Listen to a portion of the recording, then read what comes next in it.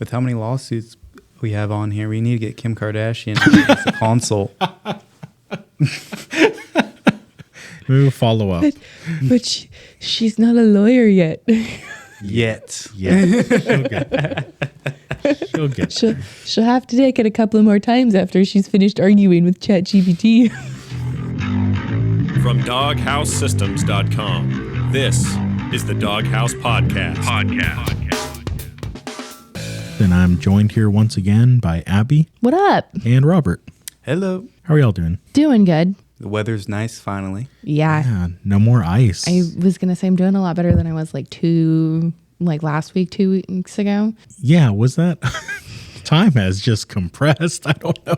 Was that a week ago, 2 weeks ago? I think it was a week ago. Yeah. Final piece of ice probably melted like yesterday. Oh, we still have some. We still have some? I mean, like where my parents are, there is still some on their property. Oh my. There's still tiny patches of ice in our complex near people's garages. I guess they haven't moved their cars in 2 weeks. Sure, yeah. It's just the places that normally don't get enough sunlight to melt. Or like my parents had two big mounds where the roofs meet. So all of it was just dropping down, just making giant mounds. Oh, wow. Yeah. It was quite impressive. When did we had a big ice sheet out by the dock. And that's When what I did was that using finally as a go away? reference. Yeah, okay. that one is out. That that one's one gone. just Okay. melted yesterday.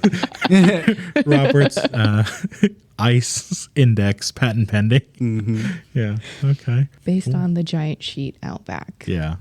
If that that's thing was gone, the rest of the solid. world's ice must be gone. Big All chunk of the ice. Yeah.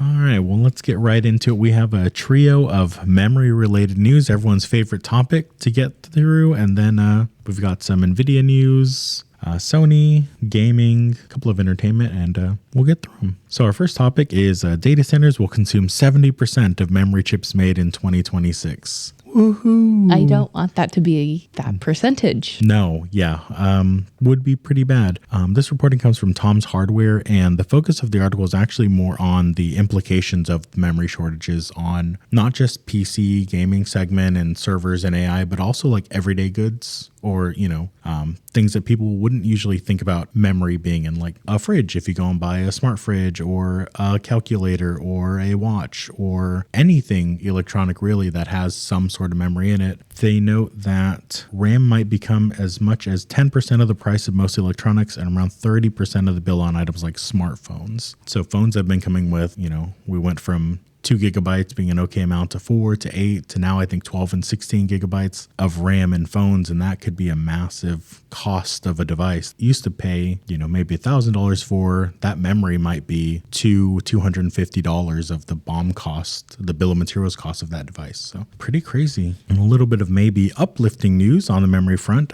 Intel is co-developing Z-angle memory to compete with high bandwidth memory that's exclusively used at the moment in data centers on high-end GPUs. So Intel and a subsidiary of SoftBank called Psy Memory, excuse me if I didn't pronounce that right, are working on vertical stacked memory known as Z-angle memory or ZAM, and it is set to compete with high bandwidth memory that usually would go on the same package as a GPU. So this is memory that can't be reused later for something else or desoldered from the PCB or used in instead of going on to a board for a graphics card, GDDR can be then put on something else, or DDR4 or 5 can also be put on something else. This would just be for this device, but another source would be great just to help sort of even out prices. And in our last bit of news about memory here, memory prices, according to Tom's Hardware, have shown signs of leveling out.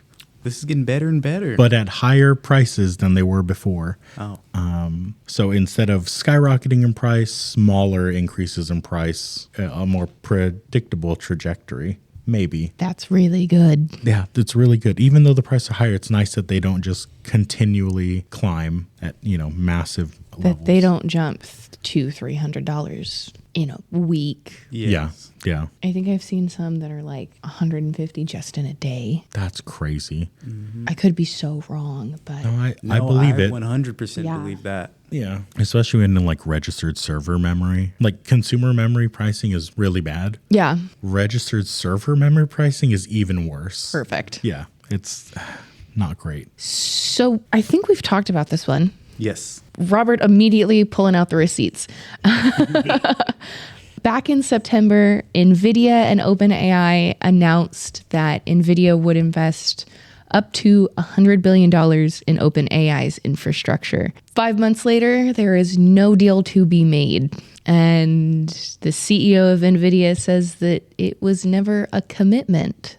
Well, so it was just a recommendation? It was a, maybe we'll give you $100 billion for your business if you agree to then pay us back most of that by buying your GPUs for your data centers. Yeah. Reuters reports that OpenAI has also been quietly seeking alternatives to NVIDIA chips since last year. They say that they are unsatisfied with the speed of these chips for tasks, citing 8 sources that are familiar with the information. Specifically with inference tasks, it's the process by which an AI model generates responses to questions. So now it got me wondering if NVIDIA realized they're like, okay, they're starting to become unsatisfied with how our GPUs are running. What's the point on us committing to this $100 billion if, they're seeking alternatives? Yeah. So I think the original agreement, and correct me if I'm wrong, I think it was NVIDIA was going to invest up to $100 billion in OpenAI. But part of that agreement was OpenAI was then going to use some of that funds or whatever funds they have to buy graphics cards from NVIDIA. Yeah. They weren't giving them $100 billion worth of graphics cards. They're giving them cash, essentially. Sort of an investment in them and themselves. So in theory, they could take the NVIDIA cash, spin that with other vendors to get different AI accelerators or GPUs, and then NVIDIA wouldn't see that return on their investment as sales. Mm-hmm. Yeah. The biggest thing that this article that we're referencing talks about is they saw a limitation in performance with NVIDIA's GPU hardware. So it could be as simple as we're just looking for faster components and things that can keep up with this system. Yeah. And everybody could possibly be taking this out of context, but also at the same time, Jensen Huang did say to reporters that the $100 billion was never a commitment. Mm-hmm. Yeah. So he said that OpenAI invited NVIDIA to invest up to that amount and that NVIDIA would invest one step at a time. Reminds me of going back to mining craze days with GPUs. We went through it not to the same extent, but we went through a period of time where graphics cards were extremely expensive, like double, triple MSRP, because people were just snatching them up to mine Ethereum at the time. But then once companies started developing ASICs or devices specifically designed to run those algorithms, GPU market suddenly dropped. Like the bottom fell out. You can find cards on eBay for 20, 30% of their MSRP. I'm wondering if that's going to happen here. I know Google and Microsoft are both working on sort of purposely created AI accelerators, not running on GPUs, which is what NVIDIA is doing. They're just making these GPUs fine-tuned to run those algorithms, but you still have a lot of the physical space of the chip that's not tuned specifically for AI workloads. They're sort of doing that in software. So I don't know, maybe fingers crossed someone creates a good AI accelerator and they'd still need memory. Yeah. They'd still need tons and tons of RAM. Yeah. To make this a little messier, according to sources, OpenAI has been discussing with startups Cerebrus and Grok, Groq.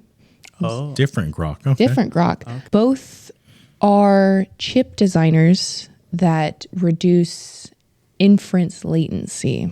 Back in December, NVIDIA struck a licensing deal with Grok and brought their founder and CEO into their folds as part of the arrangement. And then in January, OpenAI announced a $10 billion deal with Cerebrus, adding 750 megawatts of computing capacity for faster interference through 2028. So it'll be really interesting to see if the $100 billion, $100 billion possible investment, not a commitment, actually does flourish, or if it was just I want to, I don't want to say it, but it could have been a marketing ploy. A good way to pump the stock. A good way. Yep. This is my personal opinion, not the opinion of DogHouse Systems, but it definitely worked. Yeah. Also my personal opinion. It could be a whole just marketing tactic to get people interested in OpenAI and Nvidia. We'll see. Yeah. Yeah, we'll see. In other AI news, at the World Economic Forum, Microsoft CEO Satya Nadella warned that AI will lose public support unless it's used to, quote, do something useful that changes the outcomes of people and communities and countries and industries. A lot of things to try and influence there. But he went on to state that we, being Microsoft and other AI hyperscalers, will quickly lose even the social permission to take something like energy, which is a scarce resource, and use it to generate these tokens, meaning AI compute.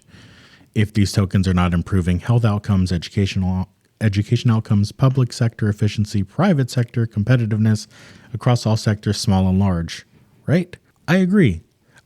I think this, again, my personal opinion, not the opinion of DogHouse necessarily.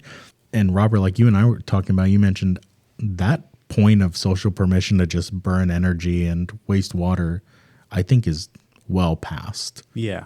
What is AI being used for usefully in everyday life? I think specifically it's the energy.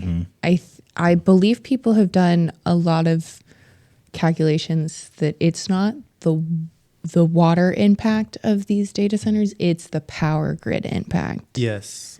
I've seen some say that even stuff like corn, which most of corn that we get produced, we don't even eat, takes up like a majority of what more water than more water than it does with AI data centers. Yeah. But it'll be really interesting because a lot of people don't trust, and again, also my personal opinion. We can just blanket statement this entire podcast. These are our personal opinions. That there are some things that you shouldn't turn to an AI for. Yes. Yeah. But there are some things that are actually really great. My mom has multiple sclerosis. Mm-hmm. And back in the end of 2025, a study used machine learning to separate MS patients into 2 subcategories, which is a fascinating breakthrough with the disease. Mm-hmm.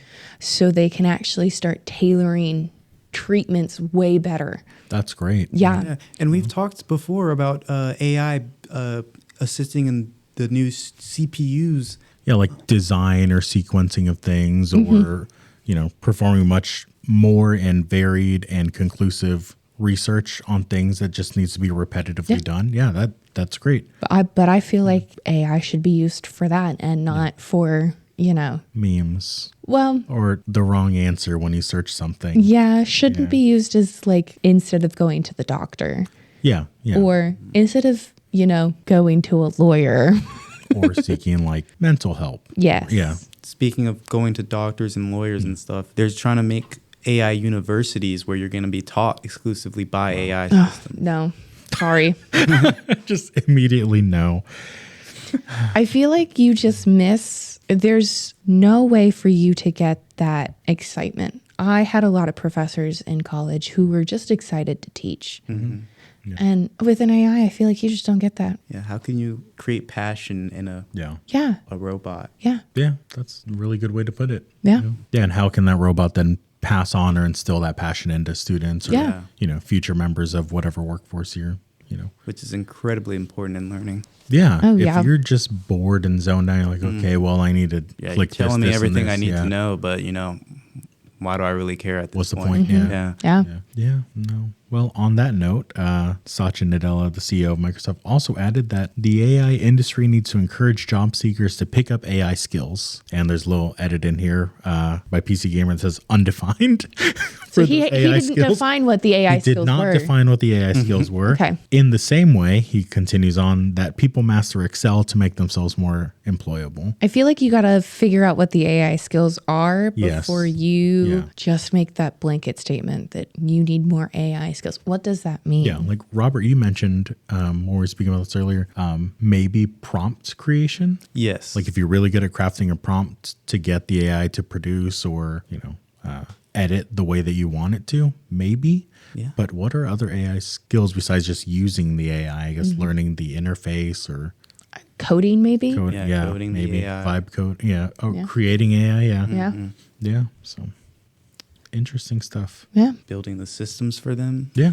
Yeah. Putting together the hardware. In other AI news, RuneScape devs are taking their stance on where exactly they're going to be using it and where they're not. They specified that there will be no generative AI use, nothing that the player can touch, hear, or feel. Meanwhile, they still are open to using it when it comes to tools such as like coding or anything to make their jobs a little more efficient, which I think is a great way to go. All the creative aspects are going to be open to the employees who work on anything such as the art for the game or any assets that you see. So I think that's nice. Yeah, sounds like they can use AI to streamline their workflow, to create internal use, but anything final product that goes into the game needs to be produced by a human, which is really nice. Yeah. In the past, I think Roblox, wrong game. RuneScape has a system where in order for a major change to take place in the game, the player base has to vote on it. And they have to have majority vote yes for a change to take effect. So they are pulling out, after voting on it, some of the more disliked microtransactions in the game, which is pretty positive impact for a game that, is free to play, for them to say, okay, well, we won't make money this way because you don't like it. But as a vote system, not as people just getting mad and yelling at the internet for it. Yeah. So, yeah. I think microtransactions are garbage. I think they are a garbage way to do business. They are a very profitable way to do business. They're a very profitable, but I think just very crappy way to do business. Yeah. Don't tell that to Fortnite. Fortnite, I've been playing Wuthering Waves, as I've been telling Robert daily, and this is unrelated to this, but yesterday they released a new patch to the game. And, you have your normal, like, oh, if you want to grab this character, you have to use this in-game currency, or you could buy that in-game currency. But now there's a spending event where the more real-world money you spend on the in-game currency, the more digital rewards you get, kind of like cash back when you go to shop at a store with their membership, which is just great. I was telling Robert, I said, I think this is my sign that I haven't spent anything on this game, but I think this is my sign that I need to move on to something else. Abby, if you do not like microtransactions, you will not like the whole genre of gacha games. Yeah, gacha games are not. Yeah, Perfect. no. Yeah, I will not play a gacha game. stay away from those. This is my first gacha game that I've actually played a lot of, and it'll probably be my last one. I feel like that's worse. Yeah, yeah. What were we talking about? TVs, I think, is our next topic. It's supposed to be Robert's topic, but That's fine. Y'all It's switch okay. topics.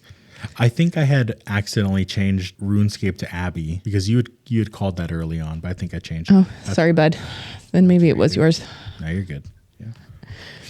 So some big news in the world of TV and AV. Sony and TCL have announced that they are in discussions in establishing a joint venture that will see TCL assume control of Sony's home entertainment business. Apologies. The partnership is very much in the infant stage, with both companies signing a memorandum of understanding to confirm the intentions to Just the language here is very fitting after seeing what happened with the Nvidia OpenAI. Promise to invest. Yeah. This is a memorandum of understanding, and we will continue to talk it out. Yeah. They're making. We're signing this document saying that we are going to work on and start this venture. It's like maybe, hopefully, This is a legally binding document. that says we will talk about it. Essentially, Yeah. When this partnership continues on, TCL will hold 51% of the shares, with Sony maintaining 49%. And Sony, in a statement, confirmed that the operation will operate globally, and will ensure that TCL oversees the full process from product development and design to manufacturing, sales, logistics, and customer service for products including televisions and home audio equipment. So it sounds like Sony would, from my basic understanding, just be licensing the name. Yeah. I guess on the product line, yeah. TCL would handle pretty much everything for the home entertainment section. Agreements are expected to be reached by March, and operations expected to start in April of 27. They did reach out to Sony. So this article that we're referencing was published January 20th, and they did receive an update probably a few hours later from the request for a comment on the statement, saying that, quote, "We consider the two companies to be near equal partners. Both Sony and TCL will provide steadfast support for the sustainable growth of the new company to create innovative products that meet the expectations of customers around the world and pursue further business growth through operational excellence." At this stage, the announcement reflects the memorandum of understanding, and anything else is still under discussion. We will communicate further at an appropriate time when there is more information to be shared. End quote. It's an odd partnership. Have either of you shopped for a television before? No? I've never shopped for a television. I've looked by in the myself. television Okay, section. yeah. Sony's always been, at least in my experience, I've purchased 3 TVs in my adult life. But Sony's always been sort of the extremely high end, especially before OLEDs were mainstream for home entertainment. Sony Bravios were like, that's the best TV you can get. That's the I remember amazing those. one. Yeah. And TCL has always been they're a relatively new brand here in North America, value player, very much. The most recent TV I bought, TCL, because it was a great value for the money. But now I don't know if they're just going to take over that. But now I don't know if they produce high-end sets. I'm sure they do. But yeah. I wonder if they'll do all of it. Broader market. Yeah, they'll do low, medium, and high-end systems. Because if Sony's got the tech for high-end systems, why would they not create high-end systems? Right. The interesting part is they said TCL would be in charge of product development as well. So I don't know how much of, maybe Sony's like image processing. Maybe. Or their color management and all the software that they can provide. That'd be pretty cool. But yeah, who knows? We'll see. Maybe my next TV will be a Sony TCL. Maybe. In 5 or 10 years when I get another TV. Yeah. When this one eventually decides it... when it stops working, essentially is my upgrade cycle for TVs. In some lawsuit news, we just really like talking about lawsuits on here.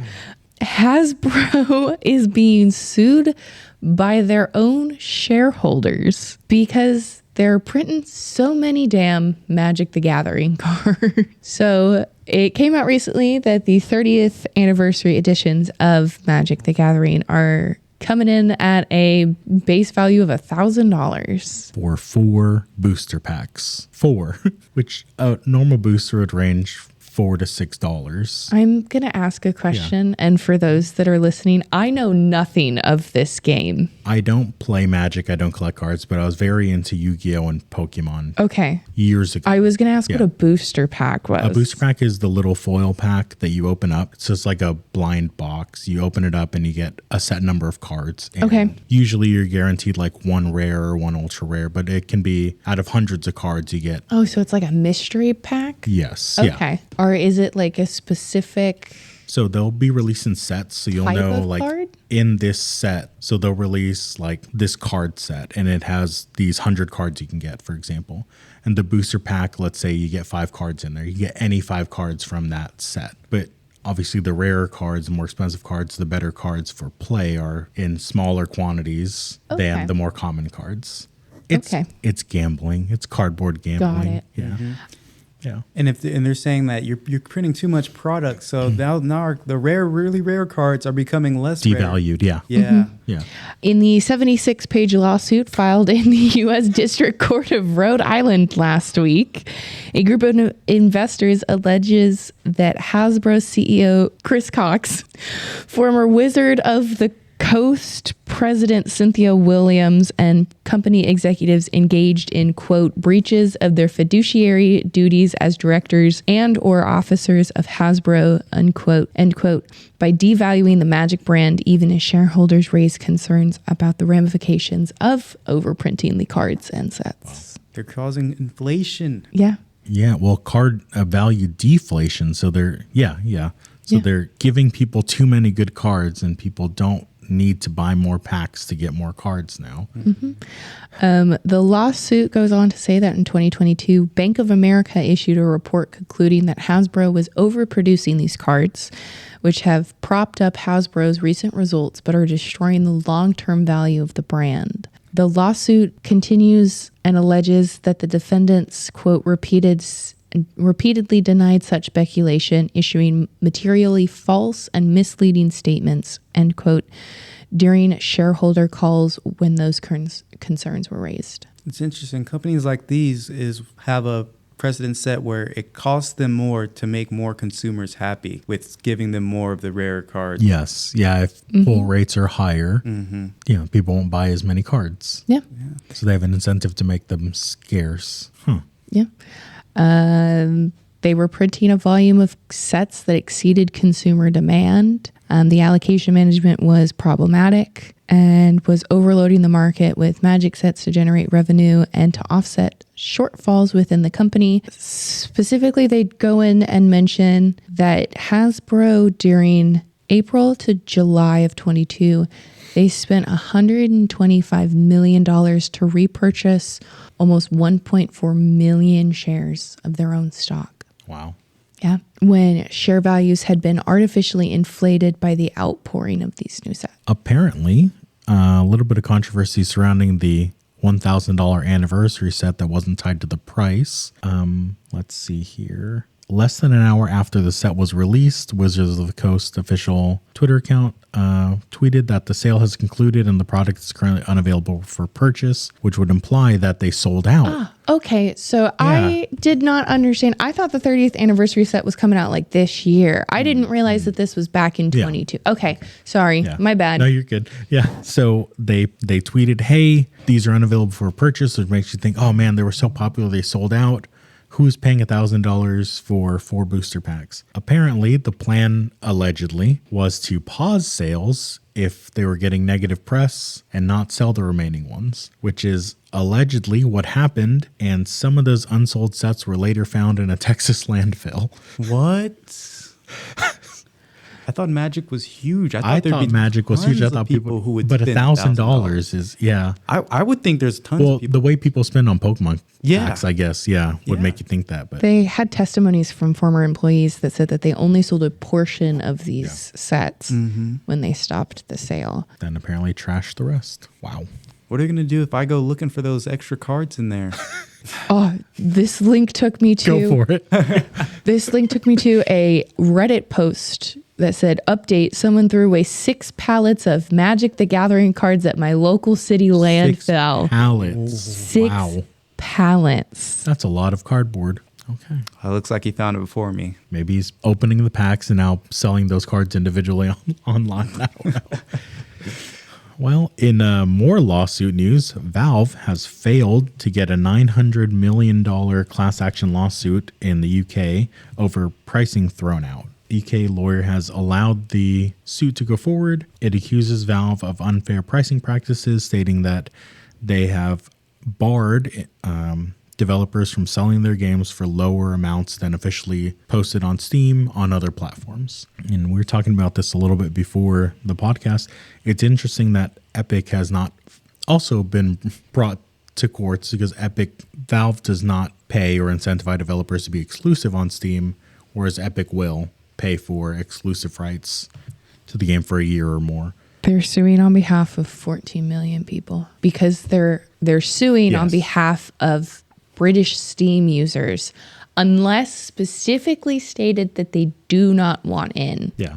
So you were included in the class in the UK. You were included in the class action lawsuit if you're a Steam user in the UK and you do not explicitly opt out. The odd thing is this would also include children who have Steam accounts who cannot legally opt in or out of a class action lawsuit. So we'll see how this shakes out in the end, but it's an interesting case, definitely. And if they were to win, that would mean that Valve would have to pay out, to Steam users, but the amount isn't that large after you take like an attorney's cut. So the claim is looking for 656 million pounds, which at the time of writing is 904 million in, I believe, US buccarinos. But this first started out in 2024. So the suit was actually filed in 2024, and I guess it took until now for the UK courts to actually hear it. But the original amount was 838 million in US dollars. Jeez. So I guess Valve is hoping it wraps up quickly. Then, if they do indeed have to pay out for this, With how many lawsuits we have on here, we need to get Kim Kardashian as a consult. maybe we'll follow up. but she's not a lawyer yet. Yet. Yeah, she'll get. She'll have to take it a couple of more times after she's finished arguing with ChatGPT. In a little bit of gaming news, Project Genie. Have you seen this? No. Oh. Go ahead and hit play on that video. So what do you think? I think that looks so cool. I didn't know that you could edit the games that you created after you created them. Yes, yeah, you can go back and refine them or change details about them. Yeah. That is so cool. So for those of you at home, we'll have all this linked, I think. Project Genie lets you describe or take a photo and give it to the AI model and create a playable demo of a game up to 60 seconds, and you can describe whatever interactions you want to have. It looks pretty cool. Yeah. Robert, how did the gaming industry feel about this? Not great. It melted down. The gaming market, tons of stocks crashed. It crashed stocks for Roblox, Nintendo, CD Projekt Red, Take-Two, and so much more. Yeah, I wouldn't think in 1,000 years people would have doubt in the company that makes GTA 6. Yeah. But this is such... I think everybody's had doubt about the company that's produced GTA 6. About their ability to forecast release dates, yes. But their ability to make games, they make it, But this has, everyone's on the chopping block right now when it comes to Project Genie 3. And I guess a new generative tool can do that to some investors. They see, okay, all this takes is typing in a prompt and making a whole game. And at our level, we know that right now these games aren't really as advanced as the games that all these other companies are making.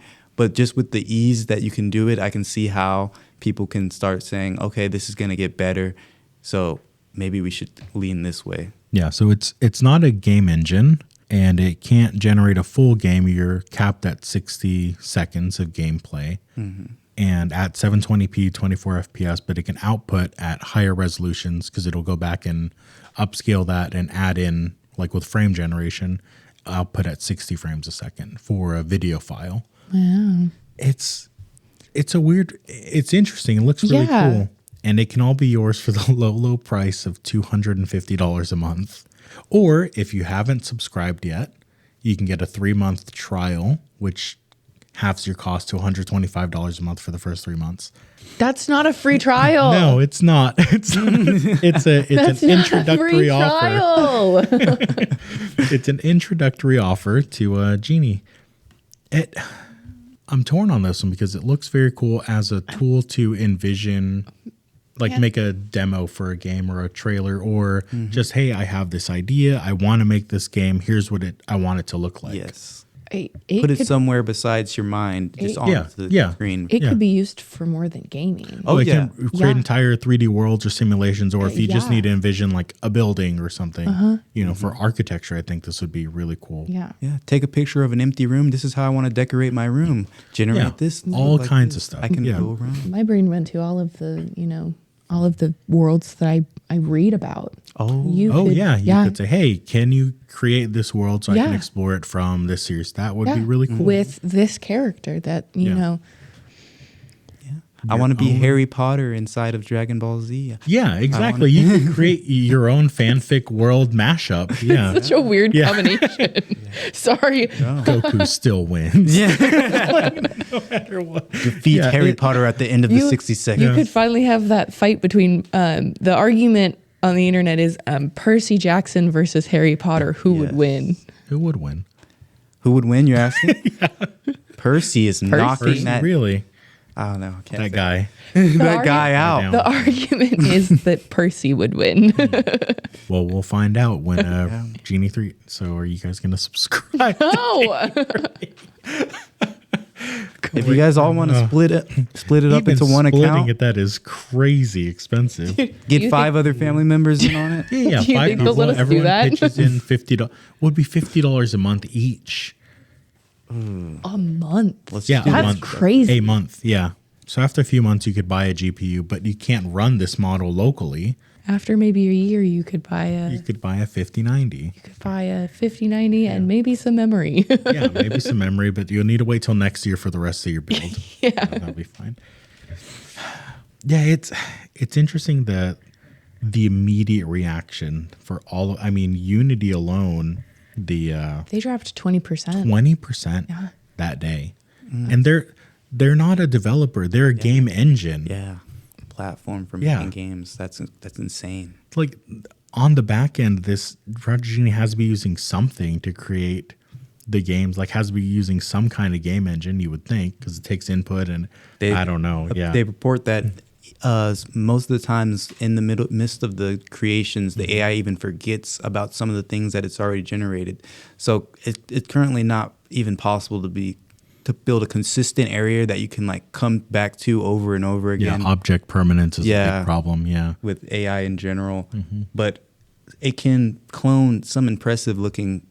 For example, they say Mario 64. It can dupe it pretty well. Yeah. Which Nintendo. Nintendo's lawyers are salivating. Right now. Don't do that too many times with Nintendo around. Yeah. No, or there are some games people have created that look exactly like any Dark Souls game. Yes. Yeah, just exactly like you're like, is that the new Dark Souls? No, I made this by typing in, make me a Dark Souls game or Souls like. You know what I'm really scared for? People who want Half-Life 3. Now people are going to create fake trailers. Create Half-Life 3 trailers, yeah. GTA 6. One of GTA the 6, that's another one. One of And the- there are people already doing that, actually. Are there really? There's people who use a someone lot used of this GTA. to make a GTA 6 trailer. Yes. Yeah. Actually, already. Yeah. I loved that and hated at the same time. One of the very cool and also very maybe worrying things in the trailer was right at the end. They gave it a picture, a photo of someone, and said, based on this photo, make me a game in this Make style. me a character, yeah. Yeah. Well, it's great if that's you or someone you have consent for, but if you don't have consent to use someone's likeness, Yeah. not Gets great. a little sketchy. Yeah. Yeah. So I hope there are some guardrails for that. I saw a video from Death Stranding 2. Is there a blonde character Yes. in it? Okay. And a blonde character? Yes, there is. Like a blonde girl? Okay. She looks remarkably like an actress. She might be that actress. She might be that exact actress. Which actress? Elle Fanning? In Death Stranding, the actors who play the characters, who voice act the characters, they're exactly the same. Is it okay? They're the exact same as. Is that why the main appearance-wise. guy looks like Sean Penn? It is Elle Fanning. Oh, it is? It is. Okay. Yes. I only know the main guy as Daryl from The Walking Dead. Yeah. Norman. We've had this Norman conversation Reedus, about the yeah. main character. Yes, Norman Reedus. He's him. It is. Oh, wow. There you go. I saw the video and I was like, that looks like Elle Fanning. I was like, why is she in here? I'm glad Yeah. the graphics are that Yeah, good. the graphics are actually it's pretty spot on. Yeah. Yeah, it looks like real life when I first saw it. Yeah, that and just the capture of it. Oh, yeah. They weird the whole mocap suit for all of the scenes and they capture like Yeah. facial expressions. and Yeah. animation. Yeah. It's pretty cool. That and just the look of it. You're like, Yeah, man. they're not only voice actors; they're like completely acting these scenes out. Yeah. It's pretty great. Yeah. That's what Avatar does. That's what They happened. are in full motion capture suits. Yeah. Mm-hmm. That's pretty cool. They were in these giant tanks in The Way of Water Really? with ping pong balls on top. So they didn't get the glare from the lights. Wow. But they were in just these like giant tanks. Kate Hudson, who voices one of the characters, she broke Tom Cruise's holding your breath record, whatever they call it. Wow. She was down there for like 7 minutes. For acting. Oh my. To act, yeah. 7 minutes holding your breath. Yeah. She trained with like, my favorite thing is like when actors are like, yeah, like, what's his name? Who plays the Grinch? Jim Carrey? Jim Carrey, yeah. He went on, he told people in interviews that he trained with interrogation trainers from, or like people from the CIA on how to survive interrogations, so he could wear like the full suit for the Grinch. Wow. Because it was like claustrophobic for him. Oh, okay. I was gonna Jeez. say, what is the correlation there? Like, the Grinch is being tortured? No, because of Bill, what are you doing? because of the suit The design. constraints and yeah. Yeah. Okay. So he went in and he Basically had to learn to survive. Wow. Okay. basically learned just how to make it through without, having like a panic attack. Wow. Yeah. There's a lot of actors and even game developers who work with people in real life to make it to come close to realism as you can. For example, back to Death Stranding, the creator of that also made in Metal Gear, he hired people who worked in the army in order to reenact how they move about their environment in order to put that into the game. Wow. Just by copying, their Real procedures Yeah. and how they react to some environment Wow. things. Okay. Well, if you have a controller that has developed stick drift, GameStop's got your back. Oh, yeah. For the same amount of credit as a fully functioning controller, if you turn in a controller with stick drift, they will give you that same exact amount of credit. So generally, they say a controller will give you about $15 in credit. A stick drift controller, you would probably get a tiny bit less than that, or maybe a lot less than that. I'm not exactly sure. But from now until February 14th, GameStop is allowing you to have full credit on even the stick drift controllers. Go get your $15. Buy yourself a new controller before Valentine's Day. Yeah. Yep. I do love the artwork for this. It's just MS Paint, right? Those aren't rubber bands. Someone's just gone into MS Paint and painted in some fake rubber bands onto this controller image. That's great. Right? It does look like that. I was looking at it like, wow, those rubber bands look kind of weird. And I'm looking at the edge. It's like, they just painted it in. Yeah. I like how the offer runs till Valentine's Day. They're Yeah. like, you got to play the game before you got to spend time with your girl. They're not even gapped correctly. No. No. Where you see it wrap around the top of the controller, you can just see it cut off into the abyss. Yeah. And the other one's holding like the two sticks together.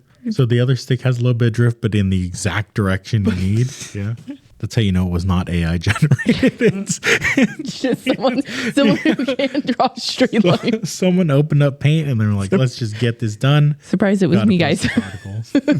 Oh, man. Well, not to be outdone by each other, both Nvidia and Intel have released their latest version of AI-assisted upscaling. Nvidia released DLSS 4.5, which we reported on, I believe, last podcast. But we do have an article detailing how to enable it as well as super resolution, image quality, comparison analysis, and performance impact. You'll get the most benefit if you're on a 40 or 50 series graphics card because those support floating point 8 AI operations as opposed to 30 series and newer do not. So you may actually see worse performance on DLSS 4.5 on older generation cards. Intel has enabled it across the board as long as a card supports XeSS2 It can support XeSS 3, and you don't have to change anything in the game engine or your driver. Just make sure you're on the latest. Squeeze a little bit more performance out of your hardware. Who can say no to that? Yeah. How far do you think that goes back in their cards? Probably to the 20 series? For NVIDIA or for... So NVIDIA, you can use it on any RTX-enabled card, so 20 series and up. Mm-hmm. But 20 and 30 series, you probably won't get much better performance than DLSS 3. Okay. Just because they lack that floating point 8 ability. They'll have to do that in software. So it'd be nice to try it out and check it out. Yeah, you can try it out. It's a toggle in the NVIDIA app. So you just change it to recommended for the model instead of default. And you can try it out, see if it works for you. Netflix has a promise to its customers if the HBO Max merger causes some prices to increase. With Netflix and Warner Brothers' potential merge happening, a lot of people are a little worried about what happens in the streaming industry once this happens, because there will be a lot less competition for people. In a Senate hearing held by the Judiciary Committee's Subcommittee on Antitrust, Competition Policy, and Consumer Rights, Netflix's co-CEO Ted Sarandos sought to convince the senators that Netflix wouldn't have a monopoly if the regulators allow this merger to close. Netflix is the largest subscription video on demand provider by subscriber. It has 301.63 million subscribers as of January this year. Warner Brothers Discovery is the third with 128 subscribers, including HBO Max, and to a lesser degree, Discovery Plus. In the hearing, Sarandos said, quote, Netflix and Warner Brothers both have streaming services, but they are very complementary. In fact, 80% of HBO Max subscribers also subscribe to Netflix. We will give consumers more content for less, unquote. One of the senators asked Sarandos how Netflix would ensure its subscription remains affordable as Netflix raises their prices last month despite adding more subscribers. I just realized I didn't get an email that Netflix raised its prices last month. Yeah, Netflix raises its prices by 16%. It will increase subscription prices by $2.50 a month. Well, don't worry. They said you can cancel the service if it makes it too expensive. Yes. I just checked on the membership page. There is a cancel membership button. Yes. Wow. Very easy. There. Yeah. Who would have known? Very easy to navigate to, so you don't have to worry about it. And you don't have to worry about going through hoops to try and cancel your subscription. So the standard plan will see the biggest increase. It will go from $15.49 to $17.99 a month. And the premium ad-free tier goes from $22.99 a month to $24.99 a month. And that's the plan that includes 4K streaming as well. 4K streaming, spatial audio, and HDR. But Sarandos says that the industry is still super competitive, and the price hikes that they are implementing will provide subscribers with a lot more value. He says, quote, we are a one-click cancel, so if the consumer says this is too much for what I'm getting, they can cancel with one click, end quote. Now, they say that 80% of HBO subscribers also subscribe to Netflix. Yeah. What I'm curious is the other way around. How many Netflix users in comparison subscribe to HBO Max? Yeah, so if you only have Netflix right now, are you going to pay more for the same content that you want? Yeah. So, yeah, that's exactly what I was going to say. Yeah. Is some people may not want any of those HBO shows. They're fine without them, but they're going to have to get a little bit of a price hike just because of the merger. Yeah. Right. He also went on to say that by his calculations, which he didn't share, so have no idea how he managed to reach these numbers, Netflix subscribers spend an average of 35 cents an hour watching content compared to the 90 cents you would for Paramount Plus. Okay. I don't know Never which thought about it in terms of. I don't know cost which per hour. number he used for pricing. I don't know how much he Which used. tier? Yeah. What are they watching? Yeah. How often they're watching, how long they're watching. So he didn't share his math, so Just have to believe him, right? /S. sure. Yeah. Oh, man. In other entertainment news, the Super Mario Galaxy trailer has shown us Yoshi. He's so cute. It Let's looks go. great. Yeah. Yoshi is my favorite Mario character. Is so cute. He's a lot bigger than I thought because I thought he was like the same height Let's see. as Mario. He is pretty And big. yeah, he's like maybe taller than Luigi. Yeah, Yeah. it looks like he's getting up there. Wow. And here it looks like he's not even fully upright. He's just He's bending hunched over the toad. Yeah. Wow. Yeah, no, it looks great. The first movie was fantastic, so I can't wait for this one to. Oh, I guess I'll have to watch the first one then. Oh, I haven't You are seen the missing first out. one. It is great. Yeah. yeah, that was a good movie. I That's actually liked it. Yeah, the one I with like Chris that one. Pratt, right? He's Yes, it Mario. is. Yeah. It at first I was like, I don't know if this really fits, but by the end of the movie, I was like, oh, that's Mario now. Yeah. That's fine. Cool. Yeah. Hey, do you know who this is? I do know who this is. Do you know what Iron Lung is? Yes, I do know what Iron Lung. Maybe.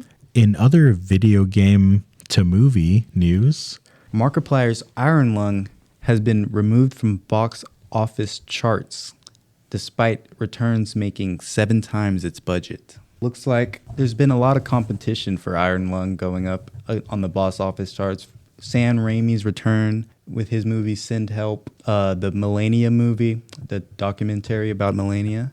All those got pretty high on the box office. However, Markiplier's self-finance movie earned $21.7 million worldwide. in its first weekend. First That's weekend. crazy. Yeah. Nice. I'm going to be honest with you. I did not think Iron Lung was what it was. Did you think it was about iron lungs, like for polio? Yeah. Okay. I can see. I originally thought that too before I knew it was based on the game about the submarine, right?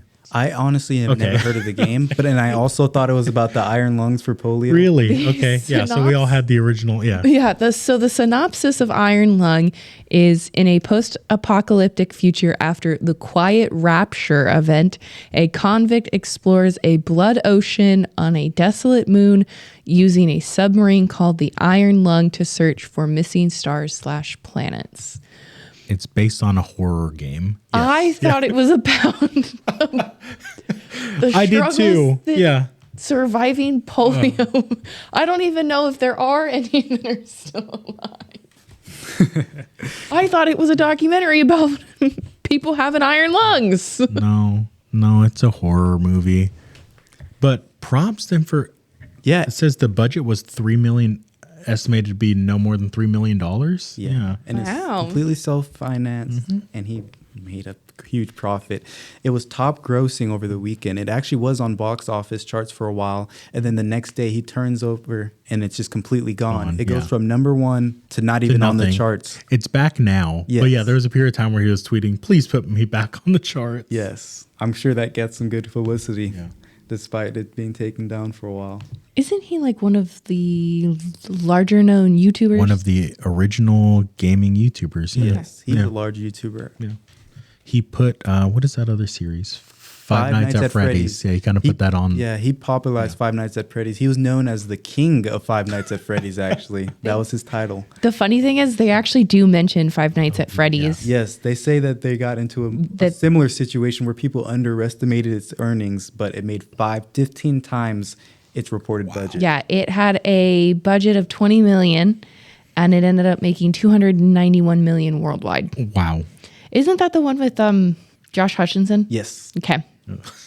And they actually had plans to add Markiplier, but he was busy making Iron Lung. Really? There's a Wow. second one coming out, I think. It's out. Ah. And he didn't get them either. Damn. Still too busy. Still too busy making Iron Lung. making Iron Lung. But it looks like it paid off. Yeah. I need to check that movie out. Originally, it was planned for a fairly limited release, according to the article on Forbes, but demand, in quotes, I think fans asking for it to be brought to local theaters, Yes. expanded it to 3,000 theaters, where was able to rack up these numbers. According to boxofficemojo.com by IMDb Pros, Iron Lung is number 1. Wow. Nice. Okay. They don't have any information earlier this week. The last metrics they have is for Sunday, which made a gross of 3.5 million. Horror is not my favorite genre, but might have to go check this one out. The new Arc Raiders patch has added an augment that we've all wanted. I was going to ask you, as an Arc Raiders player, Yeah. do you agree? Do I agree that we should be able to have an augment that allows us to keep our items after we die in the field? Any item. Yeah. I think that depends because no, that doesn't depend. That's great. It depends on how rare it is, actually. Okay. Yeah. If you can lose that augment when you die. For example, I think it would be great if you grab a weapon that you need. You can't normally store it.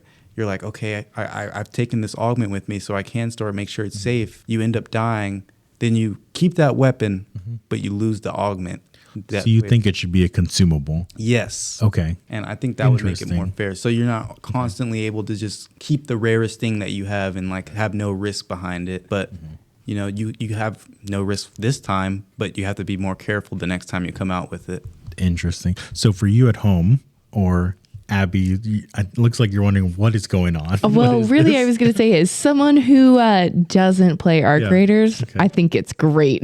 Yeah. So to explain, Arc Raiders before the Headwinds update or patch would allow you to, in your quote unquote safe pocket, store smaller items, right? But not weapons. You can't store weapons or gear. You can store like other augments or a rubber ducky or different stuff. So this takes up your augment slot, right? But then gives you a safe pocket for anything, if I'm understanding it correctly. I'm assuming it's mainly for weapons, like rare weapons. For example, a couple days ago, I got a purple Volcano, which is a pretty good shotgun. I tried to put it in my safe pocket, but it exited out, and I ended up getting killed with it. And I was wondering, man. And this was after the update was already out, and I wasn't aware of the augment. So you didn't have the augment. Okay. Yeah. So it would probably be a pretty nice find. If I had something like that, I would be able to store that shotgun and then keep it with me for my next run. No. So it looks like it is effectively an upgrade to your safe pocket. So it doesn't give you an extra safe pocket. Like you still just have the one, it looks like. Actually, no, I think. Oh, does it give you a second one? It gives you an additional safe pocket. Oh, that's even better. Okay. Yes. It's looks like it comes with the Looting Mark III, which is a upgraded version of the one that you can already just craft at your base. Okay. So it might be pretty accessible. Oh, so it's craftable. Yes. Then. So that would make more sense as to why you want it to be a consumable. Yes. Like it's burnable. Okay. Because if you can just make it in the lobby, then just head out with it, it doesn't really seem like that rare. Like you have to find it out. There would be no reason not to run it. Yes. Okay. I think they added more to the game too, right? For matchmaking options. Yes. For now, you can run solo against squads of players, and it incentivizes you to do so by giving you better loot or better loot. Okay. So if you wanted to try and take on other teams and by yourself. People who go online exclusively to do that. They'll go online with friends and be like, okay, don't help me out. I'm going to go do my own thing. Wow. And try to 1v3 people. A lot of streamers like doing stuff like that. And I'm sure that makes great content to go out and against all odds beat a team of 3. I think that's pretty good. Are you going to try that? Absolutely not. I'm not that good. Those guys will see me, 3 people, and jump me. That'll be it. You'll need your safe pocket. Just your best piece of gear. You'll need to put it in that looting V3 safe pocket. I can just imagine Robert going, safe pocket, safe pocket. Safe Open the menu. Hold on, guys. Stop shooting. Stop shooting. Let me put this away. Safe pocket. Can you edit your inventory? Like, can you open up your bag once you're down? No. Oh, okay. So you have to do it before you're down. That was so fast. Yes, because it happened A to me little before. aggressive. You cannot open your inventory when you're already on the ground, guys. Do not even try to store safe items before you get into You a fight. store it as soon as you think that you're going to be shot at. Immediately unequip your weapon. Yes. Yeah. Oh, man. Okay. If you're looking for something, keep it safe the moment you get it. That makes sense. Yeah. But then you can lose it next round if you use that item, right? Let's say you make it out of that round. You have, like, in that case for you, your Volcano, you put it in a safe pocket, you made it out. Mm-hmm. The next time you use it, if you die with it and it's not in the safe pocket, you can lose it in that round as well, right? Yes, you can. Oh, okay. Yeah, everything's at risk. When I played the couple rounds I played, I just used the stock, like the free loadout, which doesn't come with the safe pocket at all. No. Yeah. It barely comes with many pockets for anything. You get one weapon and a couple rounds, and that's about it. Mm-hmm. Okay. Those things are scary to run. Yeah. Well, in other gaming news, Square Enix has announced that they are sticking with Unreal Engine 4 rather than moving to Unreal Engine 5 for the third part of the Final Fantasy VII Remake series.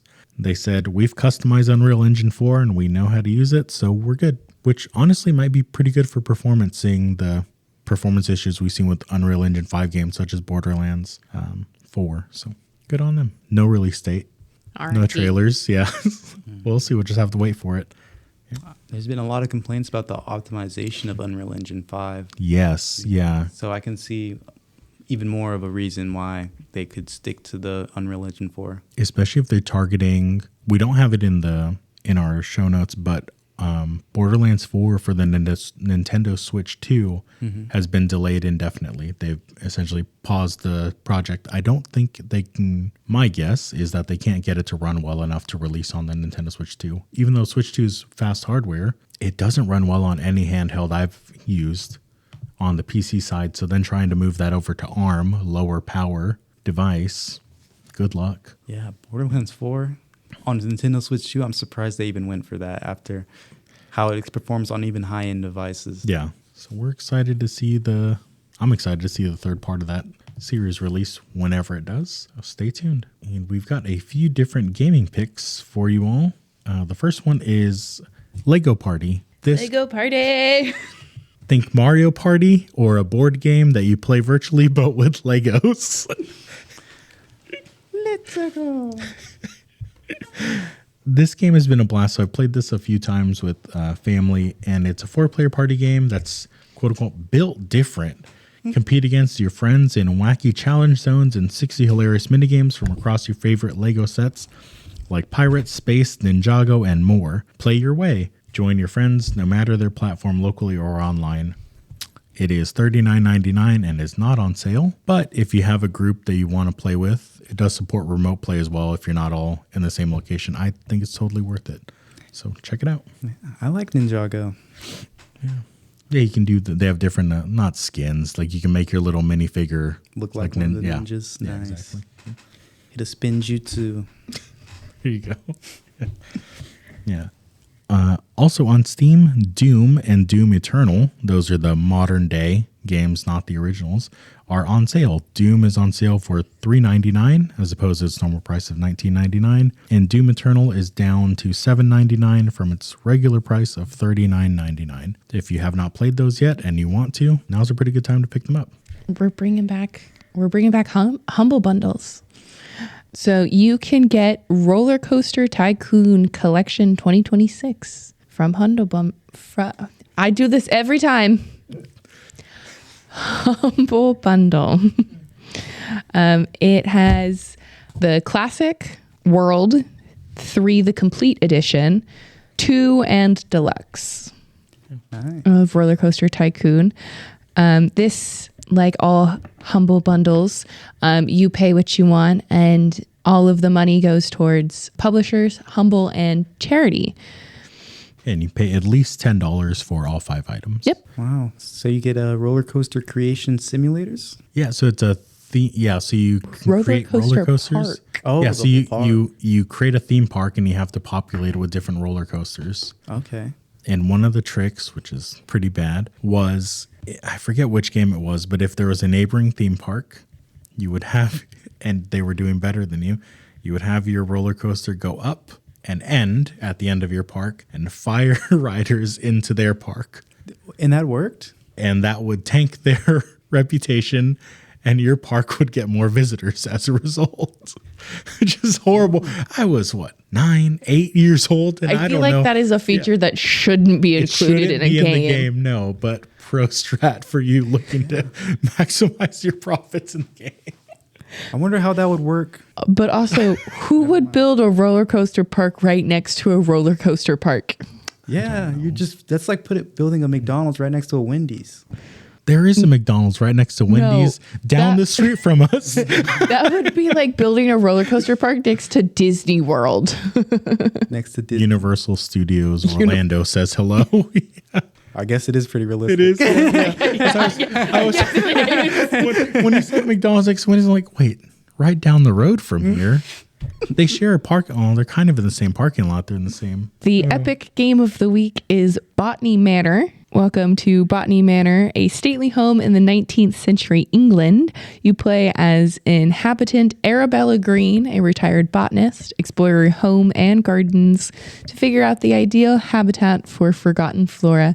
Grow each plant to discover the mysterious qualities they hold. It's currently free. It is normally $24.99. Go download it. And our Pack Talk of the week is actually an article for you at home to take a look at that's titled, Don't Trash That Old PC. Here are 17 projects to try instead. So they go through things like loading Chrome OS on it to breathe some new life into older hardware, turning it into a media server, a file server, a NAS, trying a different operating system like a Linux distribution, or even things like firing it up as a hotspot, making a starter PC for your family. Whip it up as a kitchen PC. Yeah, lots of interesting ideas. My go-tos on this would be setting up a small home lab or using it for file sharing.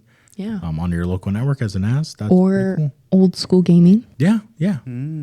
We actually have a customer who is working on something like that right now. Yeah. And we're helping them out with that. So that should be interesting. If you want us to expand on any of these topics, let us know, or if you have any experience with it, write in. Yeah, and you can do that through emailing us at podcast@doghousesystems.com. You can leave us a voicemail at 972-810-4347, or you can DM us on social media, Instagram, Facebook, X, TikTok, and Threads at Doghouse Systems. We will see you next time. Talk to you next time. Yeah.